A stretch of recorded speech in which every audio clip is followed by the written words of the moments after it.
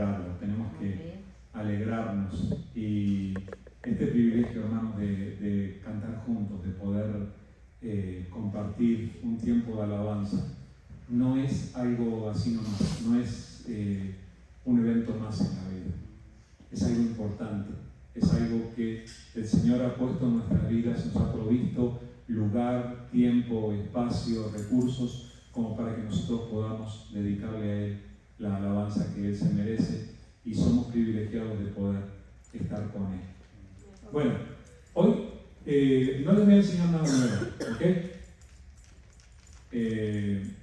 Hay veces que uno espera, bueno, va a hablar el pastor, entonces ahora va a traer una de esas enseñanzas todas rebuscadas por allí. No les voy a enseñar nada nuevo, pero les voy a enseñar algo que es urgente. Les voy a recordar cosas que son tremendamente urgentes. Ustedes se han dado cuenta que hay ciertas actividades o ciertos eventos en nuestra vida que uno no puede simplemente levantarse de la silla e ir y hacerlos. Uno tiene que prepararse de antemano, ¿verdad? Esto va mejorando un poco cuando uno lo hace muy frecuentemente, pero por ejemplo, cuando uno hace un viaje, uno tiene que anticiparse, uno tiene que prepararse de antemano, uno tiene que averiguar cosas del lugar al que va a ir, por ejemplo, el clima. ¿Se imaginan a Verónica vestida como en Texas, estando en Illinois? ¡Pobrecita! Nos quedaba hecha un cubito de hielo. Entonces uno tiene que prepararse. No. Voy allá, tengo que llevar mi chamarra, tengo que llevar mi ropa de abrigo.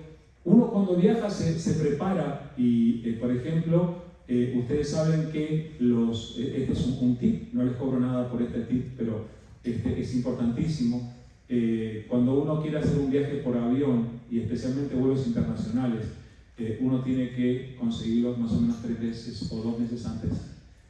Los consiguen más barato en esa época. Entonces, este es importante. Entonces, uno tiene que anticiparse, prepararse de antemano para cuando llegue ese momento. Y es así que uno se prepara. Yo no sé cómo te preparas tú, Blanca, para ir a Colombia, pero ya estás más acostumbrada, entonces algunas cosas son más rápidas, ¿verdad? Pero es así que hay ciertas cosas en la vida que requieren preparación. Ahora, ¿se imaginan si después de todo ese anticipo, si después de todo lo que uno soñó que iba a hacer allá, si después de toda la preparación uno llega al aeropuerto con sus valijas, con todo, y llega delante del escritorio de la aerolínea y miran y dicen: Señor, este pasaje no sirve. ¿Y ahora qué hago? En un momento desesperado, uno puede recurrir a todos los ahorros que tenga, suyo y de los amigos y de los parientes, y quiere comprar otro boleto. Y la señorita en el escritorio le dice: Señor, este vuelo ya está lleno. ¿Y qué decepción? ¿Y qué hago con todos los planes? ¿Y qué hago? Y estoy perdiendo el dinero y quién sabe cuántas cosas más. Bueno, ¿sabe una cosa? Una pérdida como esa no es nada en comparación de la pérdida eterna que uno puede tener si no se prepara adecuadamente. Lo que les quiero decir básicamente, hermanos, es que nuestra relación con Dios y las cosas espirituales las tenemos que tomar en serio. ¿Por qué? Podría ser que hayamos hablado muchas veces acerca del cielo, hayamos hablado muchas veces acerca de la salvación y uno escucha y uno está allí. Pero si cuando llegas al momento ese de entrar, te dicen: este no es el lugar para usted va allá. Eso es mucho peor que perder un vuelo. Y nosotros nos estamos pasando los años de nuestra vida preparándonos para aquel momento. Y resulta que si nos hemos llenado de sermones escuchados, pero no hemos cumplido otros requisitos, entonces nosotros podemos haber hablado en vano todo este tiempo. Por eso la exhortación a que lo tomemos en serio. Hermanos, ¿saben por qué les estoy hablando de esto? Hubieron días antes de la operación en los que yo me pregunté si iba a vivir al día siguiente. Yo oré, hermanos,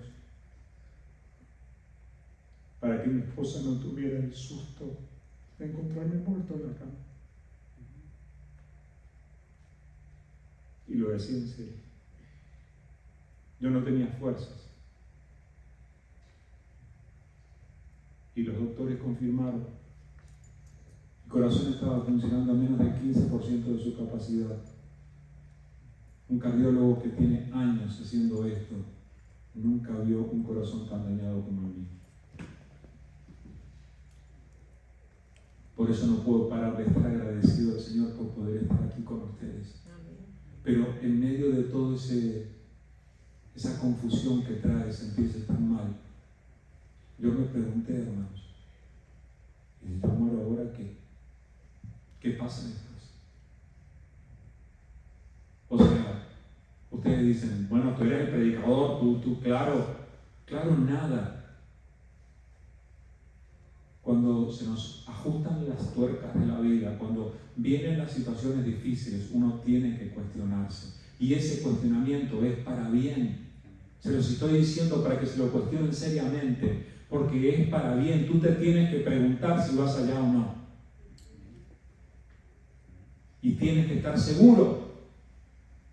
Y tienes que saber que cumples con las demandas que nuestro Salvador ha establecido. Por eso yo quiero recordarles a ustedes, una vez más, disculpen si soy reiterativo en esto, pero les dije que no les iba a enseñar algo nuevo. Les quiero recordar una vez más cómo terminó Jesús el Sermón del Monte. Porque lo terminó hablando justamente de lo esencial. Él había hablado de las leyes, había hablado de cómo se aplicaban las leyes, de cómo se aplicaban a las preocupaciones, al matrimonio, muchas cosas. Pero al terminar, Él habló de lo esencial y justamente allí es donde nosotros necesitamos reflexionar. Y Él empezó diciendo esto, Mateo 7, versículos 13 y 14.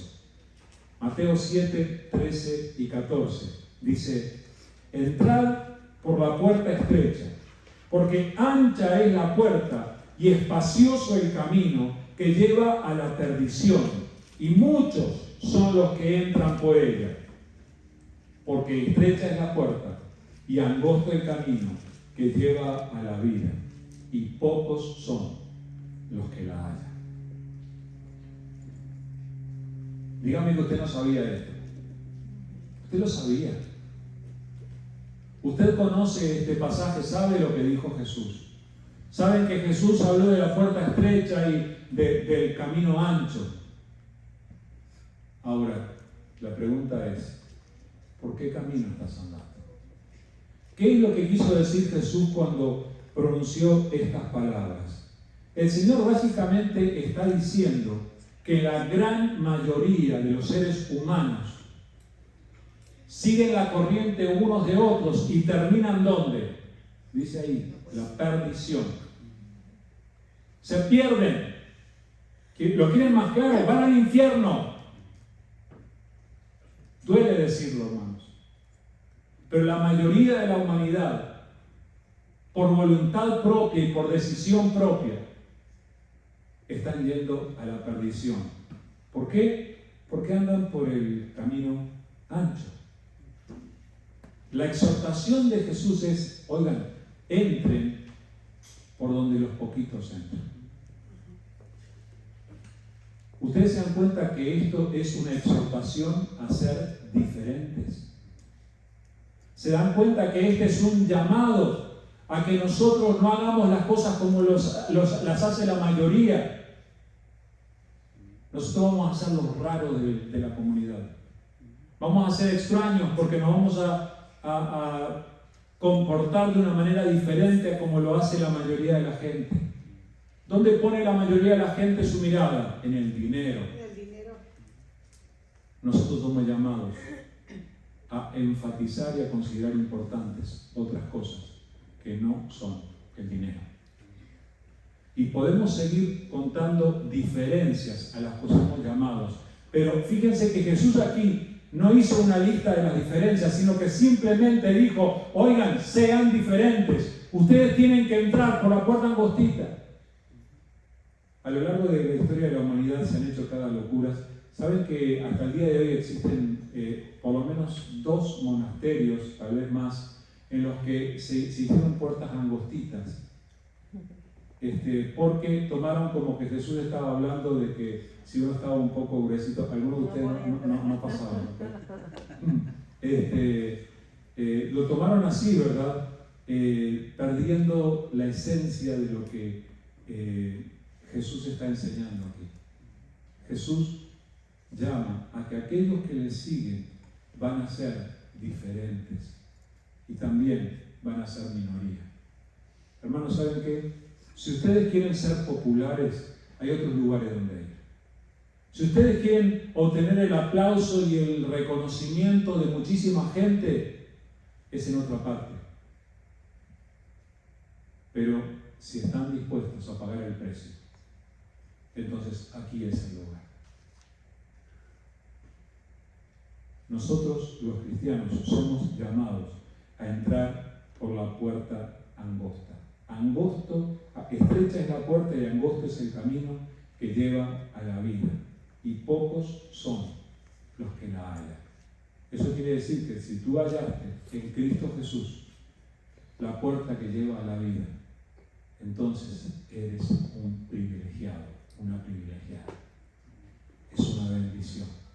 Ahora, eso es para empezar, porque ¿cómo se ve esto de caminar por la puerta angosta?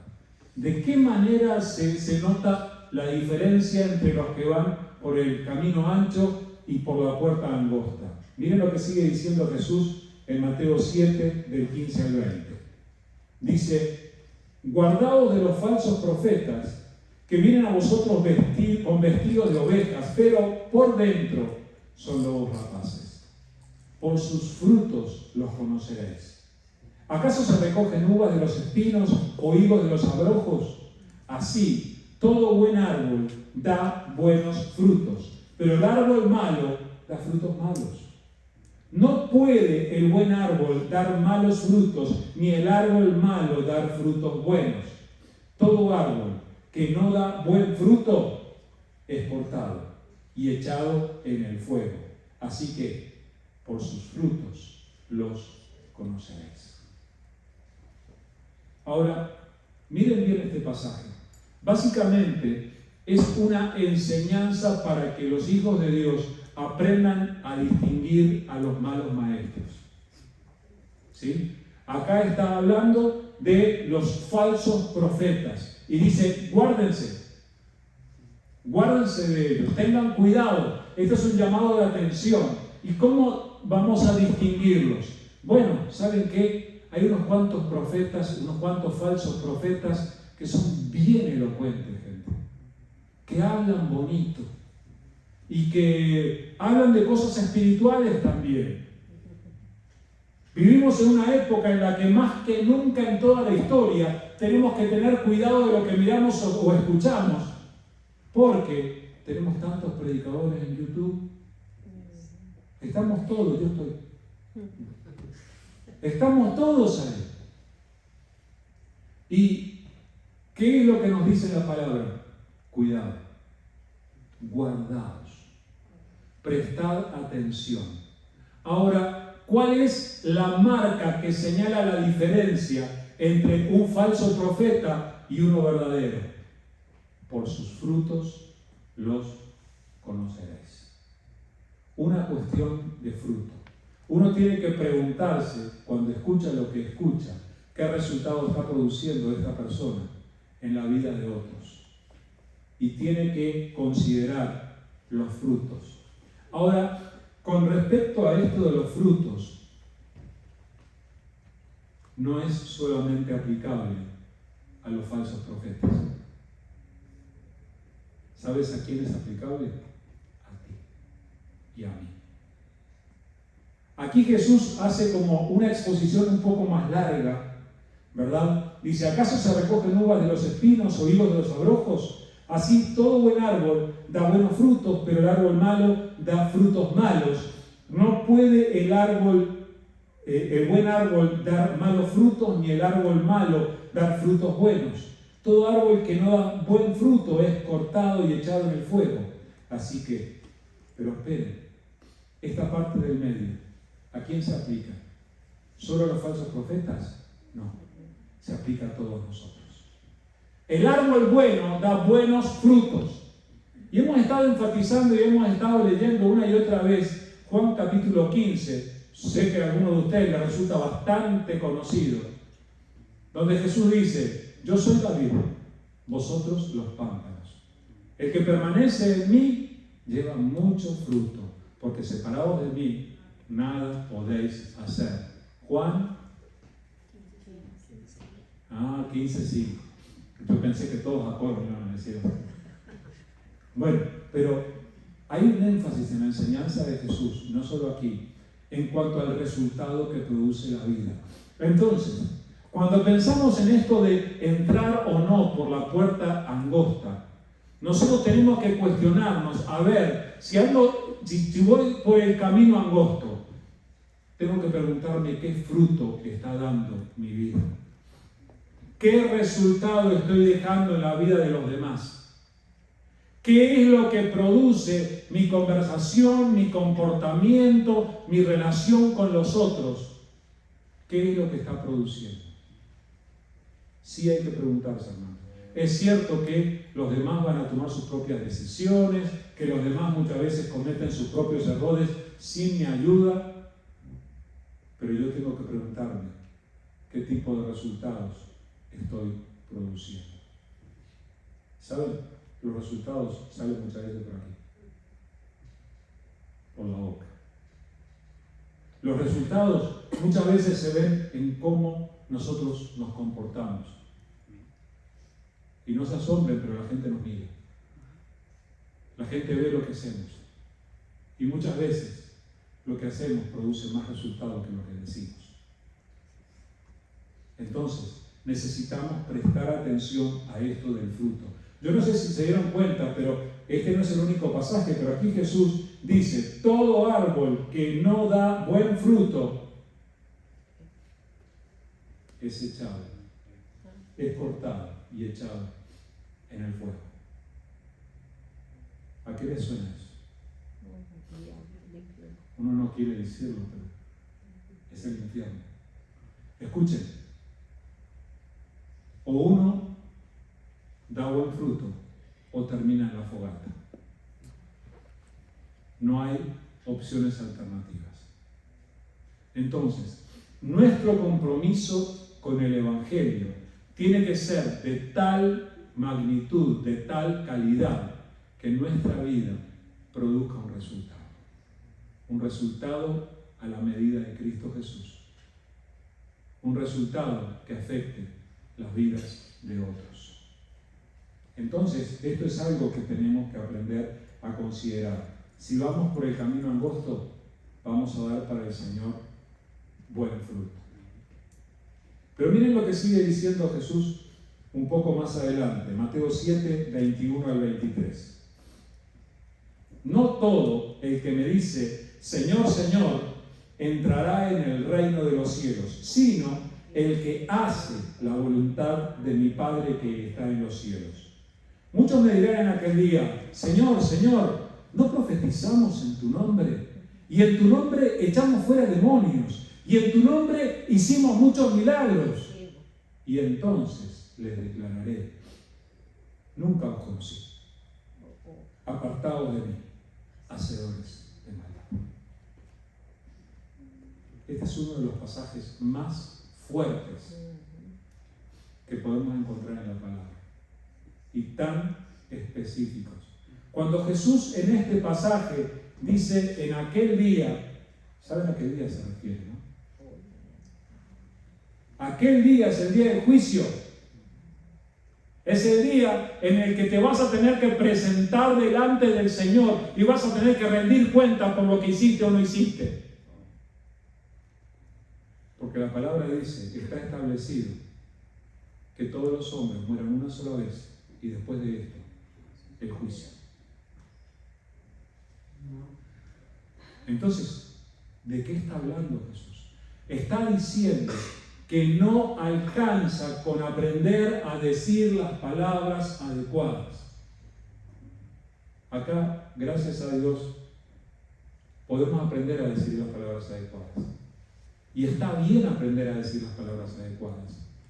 El Señor merece nuestra reverencia y tenemos que dirigirnos a Él con reverencia. Y está bien que le llamemos Señor. Cantamos canciones que las aprendemos, nos quedan en nuestra memoria y son tremendamente reverentes al Señor. Lo que Jesús está diciendo aquí no es que sea malo llamarle Señor, sino que está diciendo que no alcanza. No es suficiente. No todo el que me dice Señor, Señor. De entre los muchos que le llaman Señor, están algunos que van a entrar en el reino de los cielos y otros que no. ¿Quiénes son los que entran en el reino de los cielos? Jesús lo dice con mucha claridad. El que hace la voluntad de mi Padre que está en los cielos. El que hace la voluntad de mi Padre que está en los cielos. Entonces, otra vez, así como nos preguntamos si estoy yendo por el camino angosto, así como nos preguntamos si podemos rendir buen fruto con nuestra vida, nos tenemos que preguntar también si estamos haciendo la voluntad de Dios. ¿La voluntad de quién estás haciendo en tu vida? Porque muchas veces nos creemos tan independientes, tan superados, ¿verdad? Pensamos que ya hemos entendido muchas cosas y que ya no necesitamos más instrucción, pero no nos damos cuenta que a veces que tenemos muchas ideas, pero poca práctica, pocas cosas que estamos aplicando. El que entra al cielo es el que hace la voluntad del Padre. Entonces la pregunta que te tienes que hacer es: ¿estoy haciendo la voluntad del Padre? ¿Estoy haciendo la voluntad de Dios en mi vida? ¿Estoy viviendo conforme al proyecto de Dios, al plan que Dios tiene para mí? Miren lo que dice aquí. En aquel día, en el día del juicio, va a venir gente que va a decir: Señor, Señor. ¿Solamente Señor? No, le van a decir: ¿no profetizamos en tu nombre? ¿Saben qué quiere decir eso? Que van a haber predicadores que no van a entrar al cielo. ¿Se dan cuenta de eso? Si los predicadores no entran, entonces de los que no fueron predicadores también. Señor, en tu nombre echamos fuera demonios. ¡Wow! ¿Saben? Nosotros nos llenamos de asombro cuando vemos una de esos eventos en los que una persona es liberada de una posesión y ¡wow! La obra de Dios, ¡qué maravilloso! Y sí es maravilloso. Pero si la persona echa fuera demonios pero no hace la voluntad de Dios, lo que Jesús está diciendo aquí es que no entra en el cielo. En tu nombre hicimos muchos milagros. Qué lindo. Son preciosos los milagros, hermanos. Son hermosos los milagros y es una dicha poder experimentarlo. Yo considero que el Señor ha hecho y está haciendo un milagro en mi vida. Es maravilloso ver los milagros de Dios. Pero saben, si una persona hace milagros, pero no hace la voluntad de Dios, se queda fuera. Entonces lo que tenemos que preguntarnos es: ¿y yo estoy haciendo la voluntad de Dios? ¿Estoy viviendo conforme a lo que Dios quiere hacer en mi vida. Y esto tiene que ver con todas nuestras decisiones, hermanos. Tiene que ver con nuestras decisiones cuando viajamos o cuando nos quedamos, cuando gastamos nuestro dinero, cuando no lo hacemos, cuando hablamos, cuando nos relacionamos, cuando vamos y venimos. Tiene que ver con todas nuestras decisiones. Nosotros tenemos que detenernos a preguntar, Señor, ¿cuál es tu voluntad? Y tenemos que dejarnos dirigir por el Padre. El Padre dirige a sus hijos. Así como Jesús podía decir, yo lo que veo hacer al Padre, eso hago. Él quiere que vivamos de la misma manera, viviendo en su voluntad. Y por eso, hermanos, es que este libro no puede separarse de nosotros. Es por eso que tenemos que volver a la palabra y volver a aprender, porque aquí aprendemos mucho de cómo vivir en la voluntad de Dios. Y nosotros hay veces que podemos perdernos el privilegio por no leer el libro, por no meditar en él. Y yo le doy gracias al Señor por las preciosas oportunidades que como iglesia nos da de estudiar la palabra, porque aprendemos y escuchamos de parte de Dios cómo vivir en su voluntad. Así que necesitamos dar buen fruto y necesitamos saber que no alcanza con las palabras, sino tenemos que hacer la voluntad de Dios. Y finalmente, tenemos que edificar bien nuestra casa espiritual. Dice Mateo 7, 24 al 27.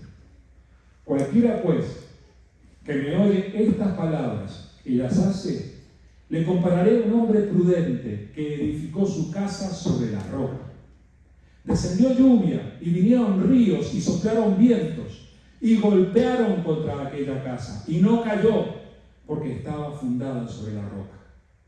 Pero cualquiera que me oye estas palabras y no las hace, le compararé a un hombre insensato que edificó su casa sobre la arena y descendió lluvia y vinieron ríos y soplaron vientos y dieron con ímpetu contra aquella casa y cayó y fue grande su ruina.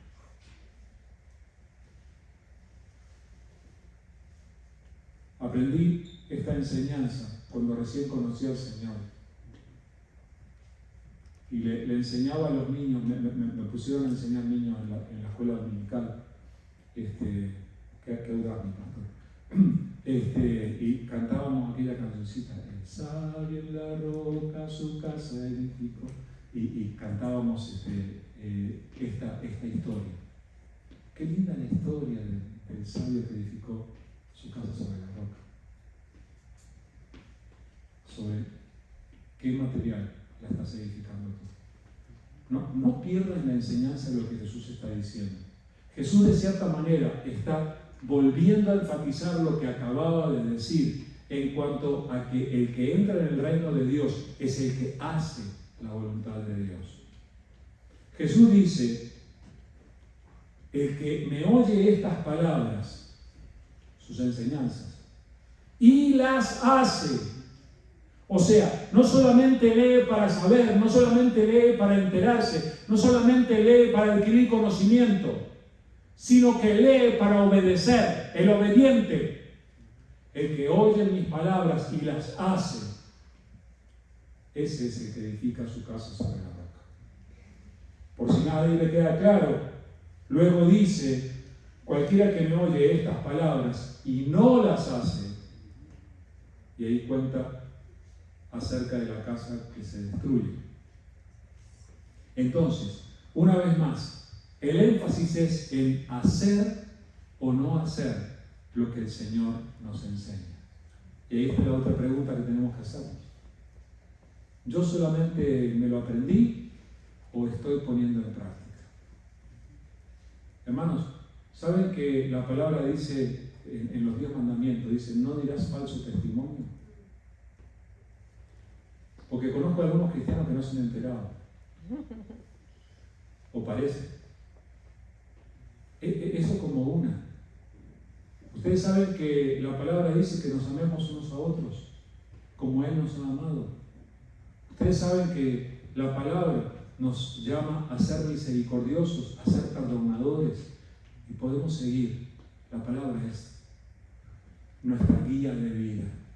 Pero si nosotros leemos o escuchamos y luego no hacemos lo que dice, entonces, sépanlo, van a venir las circunstancias de la vida y nos van a poder terminar destruyendo.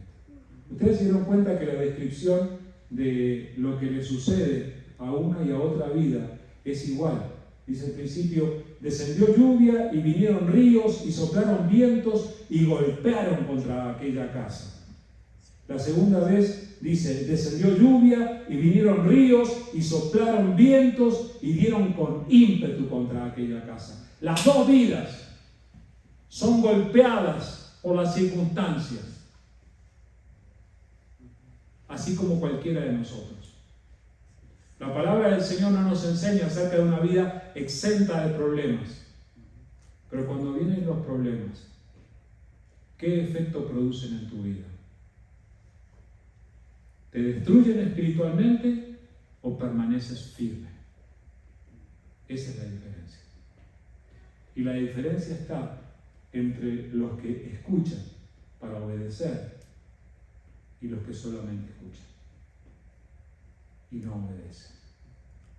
Entonces, aquí estamos recibiendo una exhortación, hermanos, que creo que es tan importante. Seamos diferentes, hermanos. Entrando por la puerta estrecha, andando por el camino angosto. No améis el mundo, ni las cosas que están en el mundo.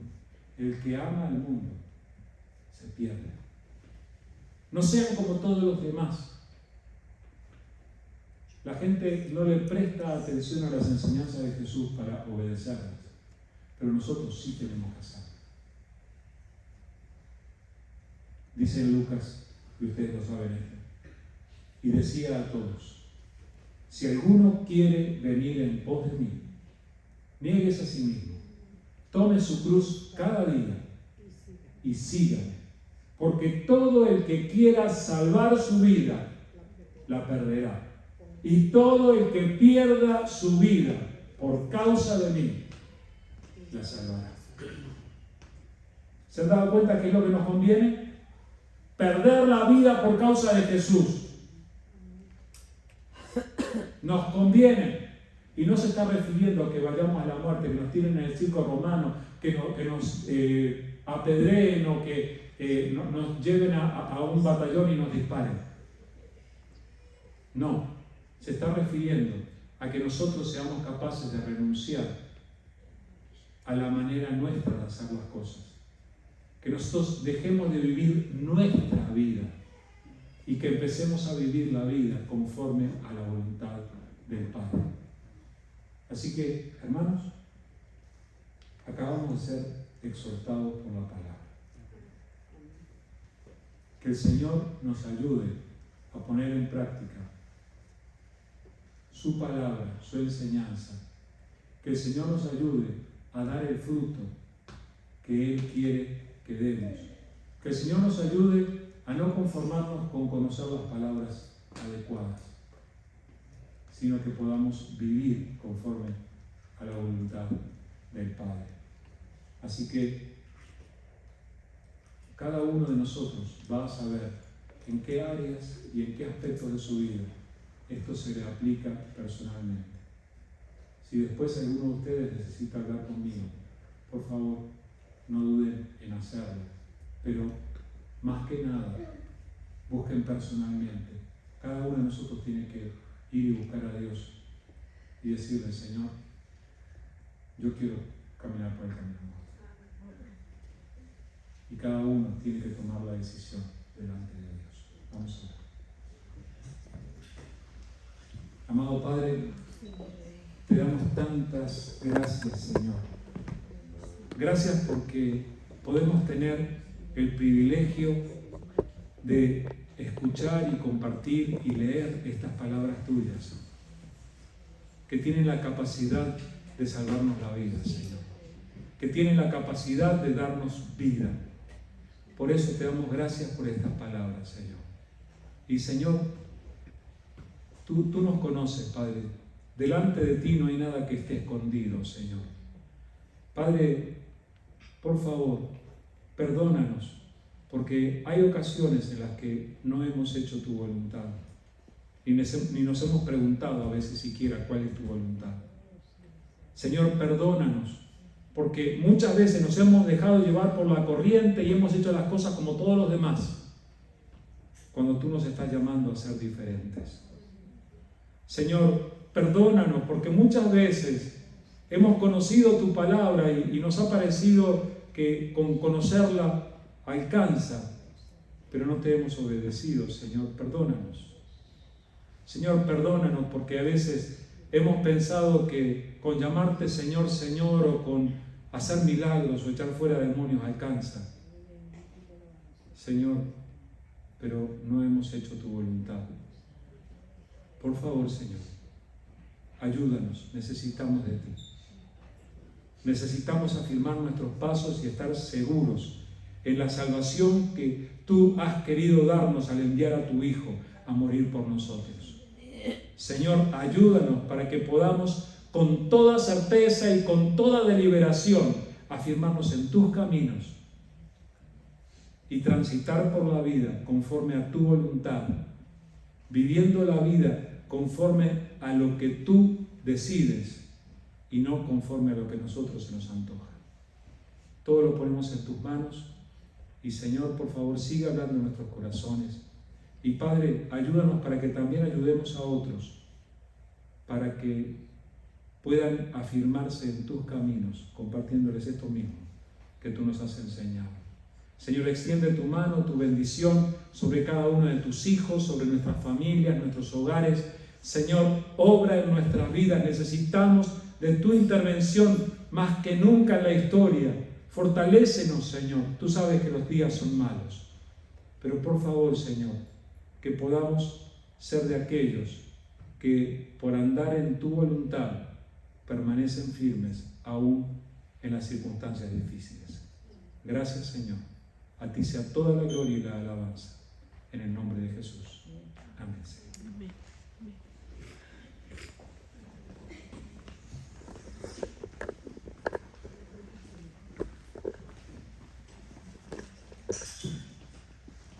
Hermanos, no se me vayan, vienen los anuncios, ya empezamos nuestra rutina. Damos gracias a Dios por la vida de nuestro pastor, que ya nos hacía falta la prédica en español. Ya el inglés se me andaba acabando. Pero bueno, empezamos, ¿verdad? El miércoles, estudio bíblico a las 6 de la tarde. El viernes, servicio de oración.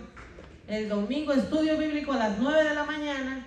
Y a las 10:15 aquí arriba, ¿cómo se llama? La prédica en general. Bueno, que Dios me los bendiga y derrame infinitas bendiciones a cada uno.